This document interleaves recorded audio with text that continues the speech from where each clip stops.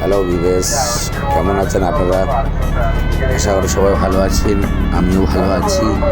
তো দেখুন, আমরা জাল ধরবো। জাল ধরার জন্য আমি ট্রলাটাকে ব্যাকে দিয়েছিলাম।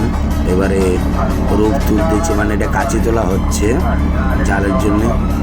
জালের পরে একটি বোট উঠবে, রূপ উঠে গেলে একটা বোট উঠবে, দেখবেন লোয়ার বোট, তার জলের তলায় জালকে মেলে রাখে।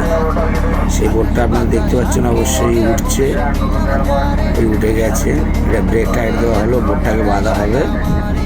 তারপরে এবারে চারটে কাঁচি আছে, সেটাকে তোলা হচ্ছে। আবার তোলার পরে ওটা যখন উঠে যাবে, আবার দেখবেন জাল টানা হচ্ছে। এবারে জাল উঠে গেছে, কাঁচ ওঠার পরে জাল উঠছে। এবারে জাল টানা চলছে। জাল টানতে টানতে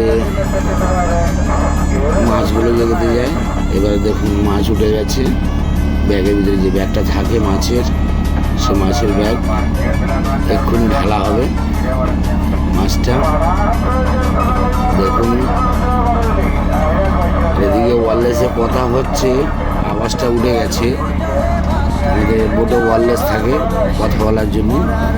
মাছের ব্যাগটি উপরে উঠে গেছে। এখন মাছটির ব্যাগটাই গিট দেওয়া আছে, গিটটা খোলা হচ্ছে। খোলার পরে মাছগুলো নিচের দিকে পড়বে। দেখুন সব জ্যান্ত মাছ। তো মাছটা খুবই কম হয়েছে। 3 ঘন্টা জালটা টেনেছি, 100 লিটার ডিজেল গেছে, কিন্তু সেই হিসাবে মাছ ওঠেনি, মানে লস হয়ে গেছে। তবু কিছু করার নেই, আমাদের টানতে হবে।